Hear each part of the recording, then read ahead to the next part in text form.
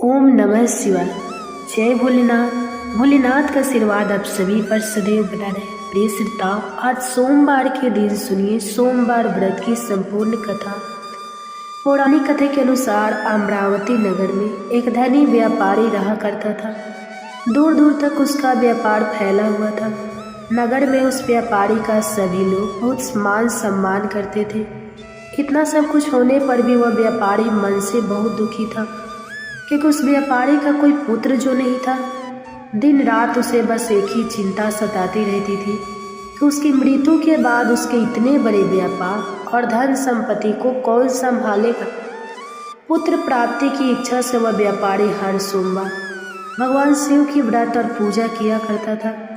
स्वयं काल को वह व्यापारी शिव मंदिर में जाकर भगवान शिव के सामने घी का दीपक भी जलाता था। उस व्यापारी की भक्ति देखकर एक दिन देवी पार्वती ने भगवान शिव से कहा, हे प्रभु, यह व्यापारी आपका सच्चा भक्त है। कितने दिनों से यह सोमवार का व्रत और पूजा नियमित कर रहा है। भगवान, आप इस व्यापारी की मनोकामना अवश्य पूर्ण करें। तब भगवान शिव ने मुस्कुराते हुए कहा, हे पार्वती, इस संसार में सबको उसके कर्म के अनुसार फल की प्राप्ति होती है। प्राणी जैसा कर्म करते हैं उन्हें वैसा ही फल मिलता है। इसके बाद भी देवी पार्वती नहीं मानी। उन्होंने बार बार आग्रह करते हुए कहा, हे महादेव, हे प्रभु, आपको इस व्यापारी की इच्छा पूरी करनी ही पड़ेगी। यह आपका अनन्य भक्त है। हर सोमवार आपका विधिवत व्रत रखता है और पूजा अर्चना के बाद आपको भोग लगाकर एक समय ही भोजन भी ग्रहण करता है। आपको इसे पुत्र प्राप्ति का वरदान तो देना ही होगा। प्रभु देवी पार्वती का इतना आग्रह देखकर भगवान शिव ने कहा, देवी, तुम्हारे आग्रह पर मैं इस व्यापारी को पुत्र प्राप्ति का वरदान देता हूँ, लेकिन इसका पुत्र 16 वर्ष से अधिक जीवित नहीं रहेगा। उसी रात भगवान शिव ने स्वप्न में उस व्यापारी को दर्शन देकर उसे पुत्र प्राप्ति का वरदान दिया और उसके पुत्र के 16 वर्ष तक जीवित रहने की बात भी बताई। भगवान के वरदान से उस व्यापारी को खुशी तो हुई, लेकिन पुत्र की अल्पायु की चिंता ने उस खुशी को नष्ट कर दिया। व्यापारी अब भी पहले की तरह सोमवार का विधिवत व्रत करता था। कुछ महीने पश्चात उसके घर एक बहुत ही सुंदर पुत्र उत्पन्न हुआ। पुत्र जन्म से व्यापारी के घर में खुशियां भर गई। बहुत धूमधाम से पुत्र जन्म का समारोह मनाया गया। व्यापारी को पुत्र जन्म की अधिक खुशी नहीं हुई, क्योंकि उसे पुत्र की अल्पायु के रहस्य का पता था, लेकिन यह रहस्य घर में किसी और को मालूम नहीं था। विद्वान ब्राह्मणों ने उस पुत्र का नाम अमर रखा। जब अमर 12 वर्ष का हुआ तो शिक्षा के लिए उसे वाराणसी भेजने का निश्चय किया गया। व्यापारी ने अमर के मामा दीपचंद को बुलाया और कहा कि अमर को शिक्षा प्राप्त करने के लिए वाराणसी छोड़ कर आओ। अमर अब अपने मामा के साथ शिक्षा प्राप्त करने के लिए चल दिया। रास्ते में जहाँ भी अमर और दीपचंद रात्रि विश्राम के लिए ठहरते, वहीं यज्ञ करते और ब्राह्मणों को भोजन भी कराते थे। लंबी यात्रा के बाद अमर और दीपचंद एक नगर में पहुँचे। उस नगर के राजा की कन्या के विवाह की खुशी में पूरे नगर को सजाया गया था। निश्चित समय पर बारात आ गई, लेकिन वर का पिता अपने बेटे की एक आंख से काना होने के कारण बहुत चिंतित था। उसे इस बात का भय सता रहा था कि राजा को इस बात का पता चलने पर कहीं वह विवाह से इनकार न कर दे, उसकी बदनामी होगी। वर के पिता ने अमर को देखा तो उसके मस्तिष्क में एक विचार आया। उसने सोचा, क्यों न इस लड़के को दूल्हा बनाकर राजकुमारी से विवाह करा दूं। विवाह के बाद इसको धन देकर विदा कर दूंगा, राजकुमारी को अपने नगर में ले जाऊंगा। वर के पिता ने इस संबंध में अमर और दीपचंद से बात की। दीपचंद ने धन मिलने के लालच में वर के पिता की बात स्वीकार कर ली और अमर को दूल्हे के वस्त्र पहनाकर राजकुमारी चंद्रिका से विवाह करा दिया। राजा ने बहुत सदन देकर राजकुमारी को विदा किया। अमर जब लौट रहा था तो सच नहीं छिपा सका और उसने राजकुमारी के दुपट्टे पर लिख दिया, राजकुमारी चंद्रिका, तुम्हारा विवाह तो मेरे साथ हुआ था। मैं तो वाराणसी में शिक्षा प्राप्त करने जा रहा हूँ। अब तुम्हें जिस नवयुवक की पत्नी बनना पड़ेगा वह कान्हा है। जब राजकुमारी ने अपने दुपट्टे पर लिखा हुआ पढ़ा तो उसने कान लड़के के साथ जाने से इनकार कर दिया। राजा ने सब बातें जानकर राजकुमारी को महल में रख लिया। उधर अमर अपने मामा दीपचंद्र के साथ वाराणसी पहुंच गया। अमर ने गुरुकुल में पढ़ना प्रारंभ कर दिया। जब अमर की आयु 16 वर्ष की हुई तो उसने एक यज्ञ किया। यज्ञ की समाप्ति पर ब्राह्मणों को भोजन कराया और खूब अन्न वस्त्र दान दिए। रात को अमर अपने शयन कक्ष में सो गया। शिव जी के वरदान के अनुसार शयन अवस्था में अमर के प्राण पखेरु उड़ गए। सूर्योदय पर मामा अमर को मृत देखकर रोने पीटने लगे। आसपास के लोग भी एकत्र होकर दुख प्रकट करने लगे। मामा के रोने विलाप करने के स्वर समीप से गुजरते हुए भगवान शिव और माता पार्वती ने भी सुने। तब माता पार्वती ने भगवान से कहा, प्राणनाथ, मुझसे इसके रोने का स्वर सहन नहीं हो रहा, आप इस व्यक्ति के कष्ट को अवश्य दूर कीजिए। भगवान शिव ने देवी पार्वती के साथ अदृश्य रूप में जाकर अमर को देखा तो पार्वती जी से बोले, देवी, यह तो उसी व्यापारी का पुत्र है जिसे मैंने 16 वर्ष की आयु का वरदान दिया था। आज इसकी आयु तो पूरी हो गई। देवी पार्वती ने फिर भगवान शिव से निवेदन किया, हे प्राणनाथ, आप इस लड़की को जीवित कर दीजिए, नहीं तो इस लड़के के माता पिता पुत्र की मृत्यु के कारण रो रो कर अपने प्राणों का त्याग कर देंगे। इस लड़के का पिता तो आपका परम भक्त है, वर्षों से सोमवार का व्रत करते हुए आपको भोग लगा रहा था। माता पार्वती के बार बार आग्रह करने पर भगवान शिव ने उस लड़के को जीवित होने का वरदान दे दिया और कुछ ही क्षणों में वह जीवित होकर उठ बैठा। फिर शिक्षा समाप्त करके अमर मामा के साथ अपने नगर की ओर चल दिया। दोनों चलते हुए उसी नगर में पहुंचे जहां अमर का विवाह हुआ। उस नगर में भी अमर ने यज्ञ का आयोजन किया।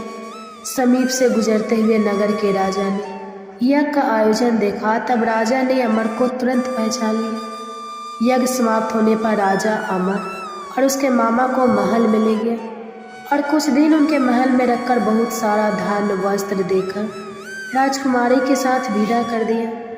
रास्ते में सुरक्षा के लिए राजा ने बहुत से सैनिकों को भी साथ भेजा। दीपचंद्र ने नगर में पहुंचते ही एक दूत को घर भेजकर अपने आने की सूचना भेजी। अपने बेटे अमर के जीवित वापस लौटने की सूचना से व्यापारी बहुत प्रसन्न हुआ। व्यापारी ने अपनी पत्नी के साथ स्वयं को एक कमरे में बंद कर रखा था। भूखे प्यासे रहकर व्यापारी और उसकी पत्नी बेटे की प्रतीक्षा कर रहे थे। उन्होंने प्रतिज्ञा कर रही थी कि यदि उन्हें अपने बेटे की मृत्यु का समाचार मिला तो वे दोनों भी अपने प्राण त्याग देंगे। व्यापारी अपनी पत्नी और मित्रों के साथ नगर के द्वार पर पहुंच गया। अपने बेटे के विवाह का समाचार सुनकर पुत्रवधू राजकुमारी चंद्रिका को देखकर उसकी खुशी का ठिकाना नहीं रहा। उसी रात भगवान शिव ने व्यापारी के स्वप्न में आकर कहा, हे सृष्टि, मैंने तेरे सोमवार के व्रत करने और व्रत कथा सुनने से प्रसन्न होकर तेरे पुत्र को लंबी आयु प्रदान की। यह सुनकर व्यापारी बहुत प्रसन्न। सोमवार का व्रत करने से व्यापारी के घर में खुशियाँ लौटे। शास्त्रों में लिखा है कि जो स्त्री पुरुष सोमवार का विधिवत व्रत करते और व्रत कथा सुनते हैं उनकी सभी इच्छाएं महादेव की कृपा से पूरी हो जाती है। श्री शिवाय नमस्तुभ्यम। ओम नमः शिवाय। हर हर महादेव। प्रिय श्रोता, आज हम सुना रहे हैं आपको भगवान शिव और माता पार्वती की एक बहुत ही सुंदर और सच्ची कहानी। आप इस कहानी को पूरा सुने और वीडियो को लाइक करके शेयर करें और हमारे चैनल को सब्सक्राइब करके बेल आइकन को ऑन कर लें ताकि ऐसे ही वीडियो की नोटिफिकेशन आपके पास सबसे पहले पहुँचे। तो चलिए शुरू करते हैं। एक बार भगवान शिव ने अपनी दिव्य शक्ति से एक बड़े कढ़ाई को प्रकट की। कढ़ा जिसमें हम भोजन पकाते हैं और जिसे हम कढ़ाई कहते हैं। तो अब भगवान शिव कढ़ाई को प्रकट करके उसे एक तरफ रखकर ध्यान में मग्न हो गए। इतनी देर में माता पार्वती स्नान करके भगवान शिव के समक्ष आती हैं और आकर उन्होंने क्या देखा कि भगवान शिव के सामने एक बड़ा सा भारी भरकम काढ़ा रखा हुआ है और उसी के सामने भगवान शिव ध्यान मग्न बैठे हुए हैं। अब तो देवी पार्वती बड़े आश्चर्य में पड़ गई। अब वे महादेव के ध्यान से बाहर निकलने की प्रतीक्षा करने लगी। जब महादेव का ध्यान समाप्त हुआ तब देवी पार्वती ने पूछा, हे देव, हे त्रिलोकीनाथ, हे मेरे प्रभु, बड़ा ही आश्चर्य है प्रभु, यह भारी भरकम बड़ा सा कर है, यह किस लिए लाया गया है? इससे पहले कि माता पार्वती आगे कुछ पूछती, भगवान शिव मुस्कुराते हुए बीच में बोले, देवी, हे पार्वती, आप इस कढ़ाई को देखकर इतना आश्चर्य मत कीजिए, क्योंकि आप हर दिन कोई ना कोई प्रश्न लेकर हमारे सामने प्रस्तुत हो जाती हैं, और जब मैं उसका उत्तर देता हूँ और कहानी सुनाकर आपका मन बहलाता हूँ, तभी आपको संतुष्टि होती है। इसलिए देवी, आज हमने इसी का प्रबंध किया है।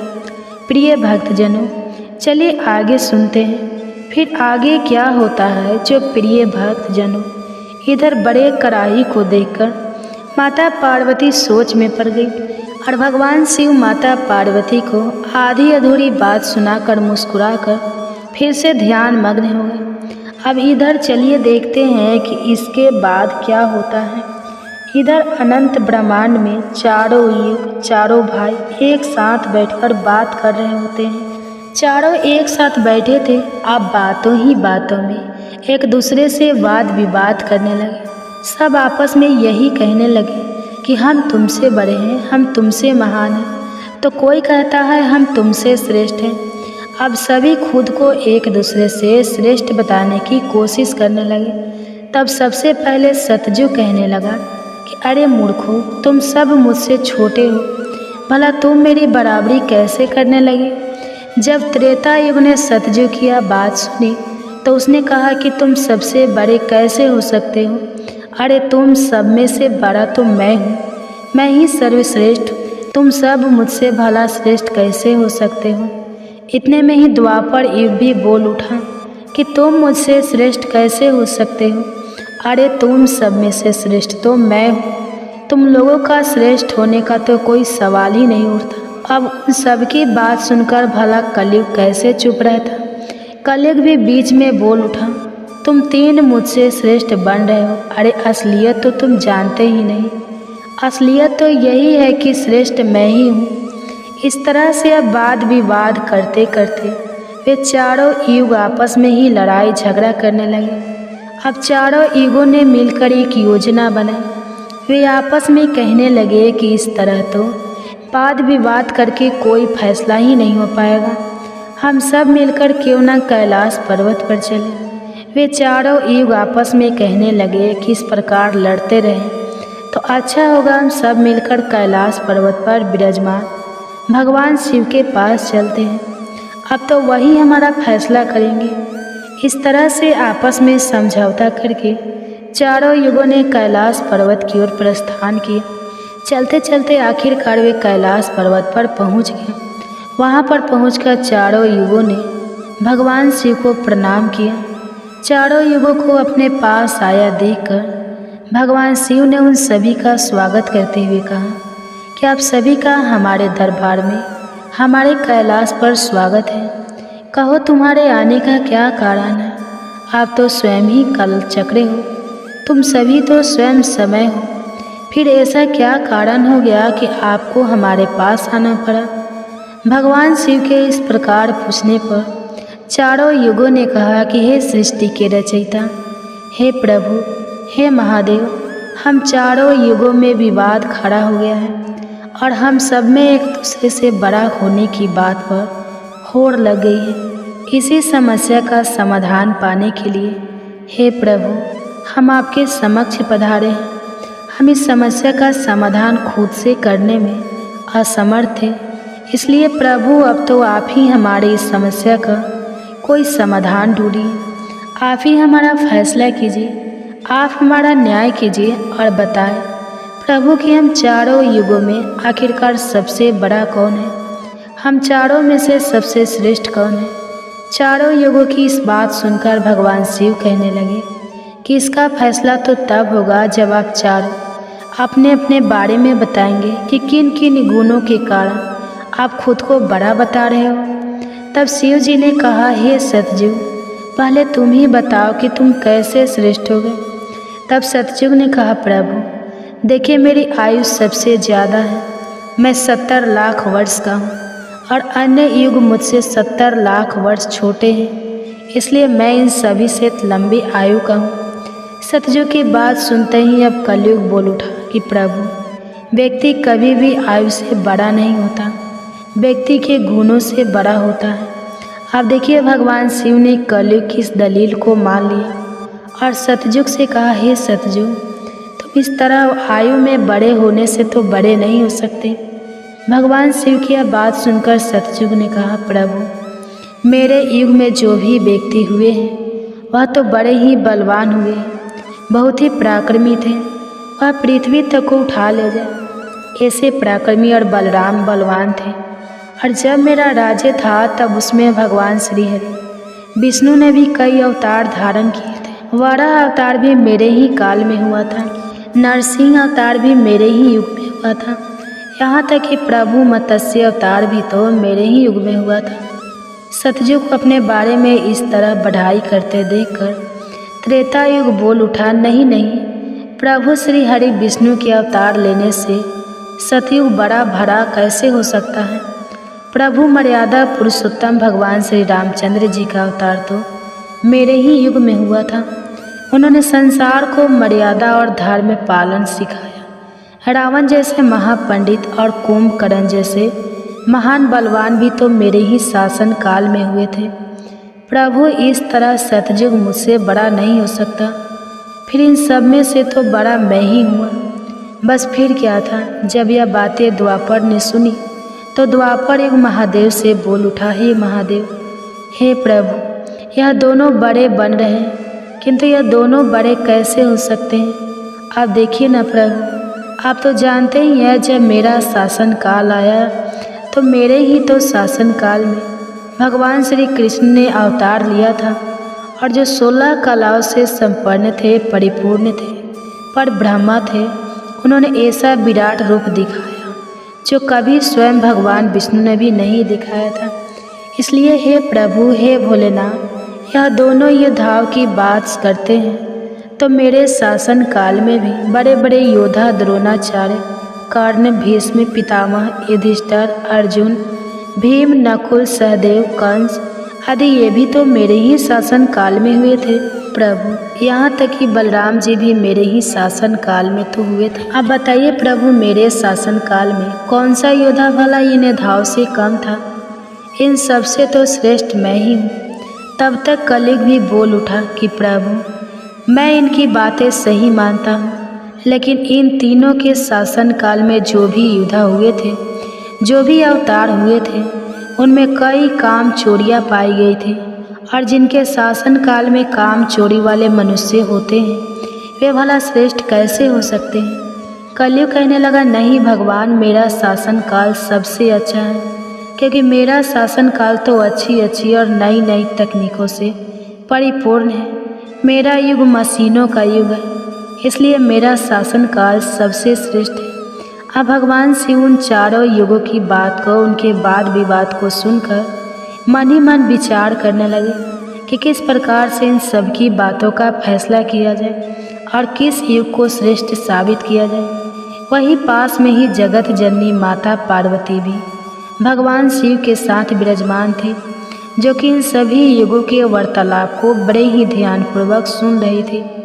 तभी माता पार्वती महादेव से कहने लगी, हे प्रभु, आप मन ही मन किस बात का विचार कर रहे हैं। अगर आपने इनका फैसला नहीं किया तो यह चारों भाई तो फिर आपस में ही कट मर जाएंगे, आपस में इस तरह की झगड़ा करते रहेंगे प्रभु। इसलिए आपको इनका फैसला तो तुरंत ही करना होगा। अगर इन्होंने ऐसा किया तो सृष्टि का तो काल चक्र ही रुक जाएगा, समय का प्रभाव ही रुक जाएगा। इसलिए हे भोलेनाथ, अब आप ही कुछ कीजिए। माता पार्वती के इस आग्रह को सुनकर महादेव कहने लगे, हे देवी, ठीक है, मैं समस्त युगों की बात मानता हूँ और मैं ही इन चारों युगों की बात का फैसला करूँगा। इसके बाद भगवान शिव ने चारों युगों से कहा, चलो ठीक है, अब मैं तुम चारों की परीक्षा लूँगा। जो इस परीक्षा में सफल हुआ वही श्रेष्ठ साबित हुआ। सतयुग बोल उठा, हे भगवान, आप जो चाहे हमारी परीक्षा ले सकते हैं, लेकिन सत्य तो यही है प्रभु कि सबसे बड़ा तो मैं ही रहूँगा। भगवान शिव की बात मानकर आखिरकार चारों युग परीक्षा देने के लिए तैयार हो गए। तब भगवान शिव ने माता पार्वती की तरफ मुस्कुराते हुए देखा और फिर कहा, हे देवी, आप आश्चर्यचकित थी ना कि मैंने अपने सामने यह काढ़ा किस लिए रखा है। तो अब इस कढ़ाई का समय आ गया है। आपने मुझसे प्रश्न किया था कि यह कढ़ाई मैंने किस लिए रखा है और यह फरसा किस उद्देश्य के लिए है। तब क्या था, भगवान शिव ने देखते ही देखते लोहे के फरसे को कैलाश पर्वत के नीचे एक तलहटी में रख दिया और फिर उस कढ़ाई फरसे के पास में ही चावल का एक ढेर भी लगा दिया। फिर भगवान शिव ने चारों युगों को बुलाया और कहा कि तुम चारों ही देख रहे हो ना, इसी से तुम चारों की अभी परीक्षा हो जाएगी। फिर भगवान शिव ने सतयुग से कहा, हे सतयुग, तुम मेरे 500 गणों को जो यहाँ बैठे हुए हैं भोजन बनाकर खिलाना है और इस परसे में रखे हुए चावल को बनाना है और इन चावलों को तुम्हारे ही युग का कोई व्यक्ति बनाएगा और मेरे यहाँ पर जितने भी गण हैं वह सब भोजन करेंगे।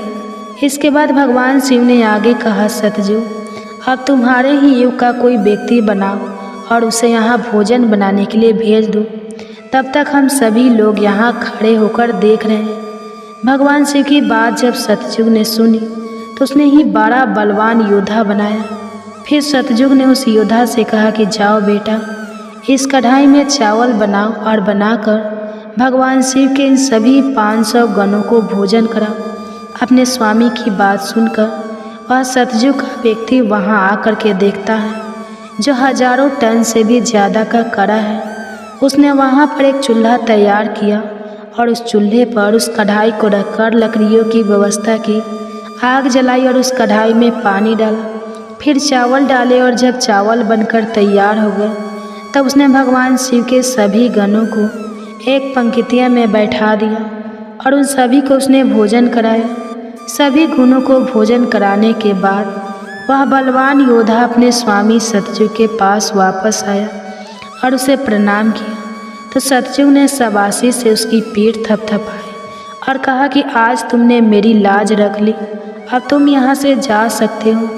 इसके बाद भगवान शिव ने त्रेता युग से कहा कि त्रेता, अब तुम अपने युग के कोई व्यक्ति को भेजो और यह जो कढ़ा रखा हुआ है इनमें चावल बनाकर मेरे सभी गणों को खिलाओ।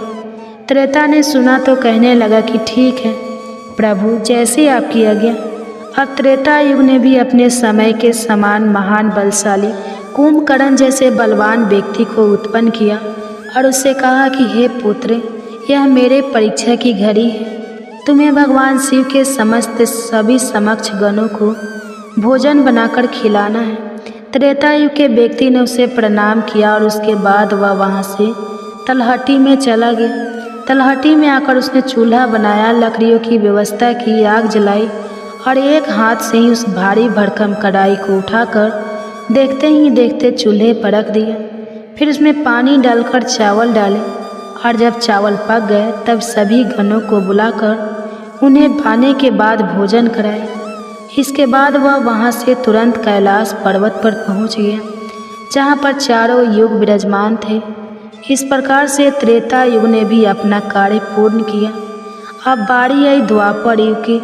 भगवान शिव ने द्वापर युग से कहा, हे द्वापर, अब मैं तुम्हारी परीक्षा लूँगा। जिस प्रकार से सतयुग और त्रेता युग ने परीक्षा दी है, ठीक इसी प्रकार से तुम्हें भी अब परीक्षा देनी होगी। यह सुनकर द्वापर युग ने बलशाली भीम के समान एक व्यक्ति को उत्पन्न किया और उसे आदेश दिया कि हे पुत्र, यह मेरे परीक्षा की घड़ी है, तुम्हें मेरी लाज रखनी है। अब तुम जाओ और बड़े से कढ़ाई में चावल बनाकर भगवान शिव के सभी गणों को भोजन कराओ और मेरी लाज बचाओ। यह सुनकर द्वापर युग के व्यक्ति ने अपने स्वामी को प्रणाम किया और वहाँ से तलहटी में चल पड़ा।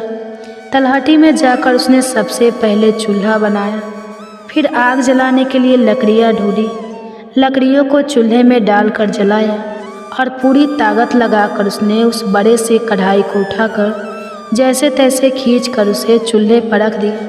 वह तो द्वापर युग का व्यक्ति था, तो उसे थोड़ा ज़्यादा जोर लगाना पड़ा और बड़ी मुश्किल से वह कढ़ाई को उठा पाया। इस प्रकार से द्वापर युग के व्यक्ति ने भी चावल तैयार किए और भगवान के सभी गणों को भोजन कराकर वह फिर अपने स्वामी के पास वापस आया। उसके स्वामी द्वापर युग ने उसकी पीठ थपथपाई और उसे वहाँ से विदा किया। अब बारी आती है कलयुग की। तब भगवान शिव कहते हैं, हे कलयुग, अब तुम्हारी बारी है। तुम उस कढ़ाई का वजन देख रहे हो ना, उसका वजन कम नहीं होगा, उसका वजन उतना ही रहेगा, हजारों टन का। लेकिन अब तुम्हें परीक्षा देनी है। तुम तो मानने को तैयार ही नहीं थे कि तुम सबसे छोटे हो, लेकिन तुमने माना ही नहीं। तुम्हारे युग के आदमी की आयु भी मात्र 100 वर्ष की है। सतयुग की आयु 1 लाख वर्ष होती है, त्रेता युग में 10,000 होती है और द्वापर में 1,000 होती है। और हे कलयुग, तुम्हारे शासन में तो मात्र 100 वर्ष की आयु है। तुम्हारा आदमी भी छोटा होता है। जब भगवान शिव की यह बातें कलयुग ने सुनी तो कलयुग कहने लगा कि ठीक है प्रभु, मैं आपकी बात मानता हूँ, लेकिन आप मुझे पहले ही इस तरह से कहकर हताश मत कीजिए। प्रभु, आप तो एक न्यायकर्ता हैं, आपको सभी को बराबर मौका देना चाहिए। भगवान शिव कहने लगे, हे कलयुग, यह कढ़ाई देख रहे हो, हजारों टन का है। वहाँ चावल रखा है, हजारों किलो टन के हैं। और हे कलयुग, तुम्हारा व्यक्ति क्या यह काम कर पाएगा? कलयुग ने कहा, ठीक है प्रभु, अब आप मेरी करनी भी देखिए। कलयुग की बातें सुनकर तीनों युग उस पर हंसने लगे। भगवान शिव भी कलयुग की बातें सुनकर बड़े ही आश्चर्यचकित थे। अब कलयुग ने भगवान शिव से आज्ञा लेकर बड़े ही बुद्धिमान व्यक्ति को पैदा किया, जो बड़ा ही दिव्य व्यक्ति था। वह बहुत ही बुद्धिमान और सर्वगुण संपन्न था। इस तरह के गुणवान व्यक्ति को कलयुग ने पैदा किया और पैदा करने के बाद वो उस व्यक्ति से कहने लगा कि मेरे बेटे, अब तुम ही अपनी शक्ति दिखानी है। कठिन परीक्षा का समय है। यदि तुम इसमें सफल हो गए तो मैं चारों युगों में सबसे छोटा हो जाऊंगा। कलयुग की बात सुनकर वह व्यक्ति अपने महाराज से कहने लगा, हे महाराज, इस एक कढ़ाई की बात करते हैं, आप इसे हजारों कढ़ाई भी अगर मेरे सामने आ जाए तो वह भी मेरे सामने कुछ नहीं है। जब उस कलयुग के व्यक्ति की यह बातें तीनों युगों ने सुनी तो वे उस पर हंसने लगे।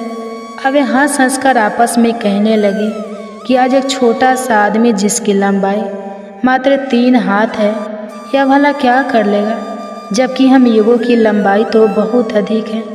प्रिय भक्तजनों, यह बात तो बिल्कुल सत्य है कि सतयुग के लोगों की लंबाई 21 हाथ और त्रेता युग के व्यक्ति की लंबाई 14 हाथ थी और द्वापर युग के व्यक्ति की लंबाई 7 हाथ थी। और अब कलयुग के व्यक्ति की लंबाई तो मात्र 3 हाथ ही होती है। तीनों युग अब बड़ी जोर जोर से कलयुग पर हंस रहे थे। इधर कलयुग का आदेश पाकर वह कलयुगी व्यक्ति उस तलहटी में गया। तलहटी में आकर उसने देखा कि कढ़ाई का वजन तो सचमुच बहुत ही ज़्यादा है, इसे मैं आसानी से उठा नहीं पाऊंगी। तो उस व्यक्ति ने दिमाग लगाया और उस कढ़ाई के नीचे मिट्टी खोदना शुरू कर दिया। कढ़ाई तो उसने हिलाया तक नहीं, बल्कि उस कढ़ाई को बिना हिलाए डुलाए उसके नीचे एक भट्ठी तैयार कर दी। अब उसे लकड़ियाँ ढूंढने में भी ज़्यादा समय नहीं लगाना पड़ा, क्योंकि वहीं पर कुछ अधली लड़कियाँ पड़ी हुई थी। वह कलयुग का व्यक्ति कितना दिमाग वाला था, उसने कुछ भी नहीं किया, कढ़ाई के नीचे भट्ठी खोद दी और उसी में आग जला दी। चावल को कढ़ाई में डाल दिया और चावल में पानी डाल दिया। चावल इस प्रकार पककर तैयार हो गया। तब उसने भगवान शिव के 4 गणों को बुलाया और उन गणों से कहा कि आप मेरा साथ दीजिए और इन चावलों को आपस में परोस लीजिए। यह बात सुनते ही भगवान शिव के 4 हष्ट-पुष्ट गण चल देते हैं और देखते ही देखते कतार में बैठे सभी शिवगणों को उन 4 विशाल गणों ने चावल परोस दिए। इस प्रकार सभी गणों ने भोजन कर लिया। तब कलयुग के व्यक्ति ने उन 4 गणों से कहा कि अब आप सभी भोजन कर सकते हैं। तब कलयुग के उस व्यक्ति ने उन 4 गणों को भी भोजन कराया, फिर उस कढ़ाई को साफ किया और कढ़ाई को वहीं छोड़ दिया। इस तरह उसका काम भी पूरा हो गया। अब कलयुग का वह व्यक्ति भी अपने स्वामी के पास कैलाश पर्वत पर आ गया और कहने लगा कि हे प्रभु, मैंने आपका काम कर दिया है। कलयुग ने यह सुना तो बहुत खुश हुआ। तब उसने उस कलयुगी व्यक्ति की पीठ थपथपाई, फिर कहा कि हे पुत्र, तुमने बहुत अच्छा काम किया और इस परीक्षा की घड़ी में मेरा साथ दिया। ऐसा कहकर कलयुग ने उस व्यक्ति को वहाँ से विदा कर दिया। इसके बाद कलयुग ने हाथ जोड़कर भगवान शिव से कहा, हे भगवान, अब आप ही निर्णय कीजिए कि हम सब में से बड़ा कौन है। भगवान शिव कहने लगे कि मैंने तुम चारों युगों की बहुत अच्छे से परीक्षा ली। जब सतयुग की बारी आई तो उसने चूल्हा बनाया, उस पर कढ़ाई रखा, आग जलाई, चावल डाला, पानी डाला। फिर चावल पक गए तो उसने मेरे गनों को बिठाकर उसने स्वयं उन्हें भोजन परोसा, उन्हें खिलाया और अपना कार्य पूरा किया। जब त्रेता और द्वापर की बारी आई तो उन्होंने भी बिल्कुल ऐसा ही किया। अब बारी थी कलयुग की। शायद तुमने देखा नहीं कि मात्र 3 हाथ का व्यक्ति, जिसकी बुद्धि देख लीजिए, ये कढ़ाई कितनी भारी भरकम और बड़ी थी, उसकी बुद्धि देखो, उसने उस कढ़ाई में चावल बना दी जिस कढ़ाई को वह हिला तक नहीं सकता था। और मेरे इतने गन थे, अगर वह व्यक्ति बाल्टियों से चावल परोसता तो शायद वो परेशान हो जाता। अब देखिए उसकी बुद्धि, उसने उतने में ही 4 गनों को अपनी सहायता के लिए बुलाया और उन 4 गनों को भोजन परोसा और स्वयं बैठा रहा। और ऊपर से उसने बिना हाथ लगाए उस कढ़ाई को भट्ठी पर भी रखा था। यह कितना बुद्धिमान व्यक्ति था और इसलिए यह युग भी बहुत बुद्धिमान हुआ। तब भगवान शिव ने उन चारों युगों से कहा कि कलयुग बुद्धिमान व्यक्ति का युग होगा। तुम सब जैसा शासन करते आए हो, चलो ठीक है, तुम सब की धर्म और निष्ठा भी रही है, सभी ने धर्म का अच्छे से पालन भी किया है, चलो ठीक है। लेकिन तुम्हारे युग के व्यक्तियों में बुद्धि का अभाव था, जिन्होंने कभी अपनी बुद्धि का उपयोग नहीं किया। अब देख लो, रावण और कुंभकर्ण जैसे असुर ने भगवान विष्णु के अवतार को ही नहीं पहचाना और अज्ञानतावश उनसे ही युद्ध कर बैठे। और कारण यह हुआ कि वे युद्ध में मारे गए। अगर उन्हें बिल्कुल भी अपनी बुद्धि का प्रयोग किया होता तो उनका इस प्रकार सर्वनाश नहीं होता। इसलिए हे चारों युगों, आने वाले कलयुग के राज्य में ऐसे ही बुद्धिमान व्यक्ति देखने को मिलेंगे। ऐसी ही तकनीक, ऐसी ही मशीनें बनाएंगे जिससे वे बैठे बैठे ही सारा काम कर सकते हैं, बैठे बैठे ही कोई भी काम कर सकते हैं। कलयुग में व्यक्ति एक ही दिन में भगवान को प्राप्त कर लेगा। इस प्रकार से भगवान शिव ने चारों युगों की समस्याओं का समाधान किया और कहा कि कलयुग की सबसे श्रेष्ठ युग है। यह सुनकर चारों युग अपने अपने धाम को संतुष्ट होकर लौट गए। माता पार्वती भी यह सब कुछ देख और सुनकर बड़ी प्रसन्न हुई। उनके मन में उठी जिज्ञासा भी शांत हो चुकी थी और उनका मन भी बहल चुका था। तो प्रिय भक्तजनों, आज की कथा अगर पसंद आई हो तो वीडियो को लाइक कीजिएगा, शेयर कीजिएगा, चैनल को सब्सक्राइब कीजिएगा और कमेंट्स में हर हर महादेव जरूर लिखिएगा। इसी के साथ आज आप हमारे चैनल पर शिव महापुराण की कथा भी जरूर सुनिएगा। तो प्रेम से बोलिए ओम नमः शिवाय।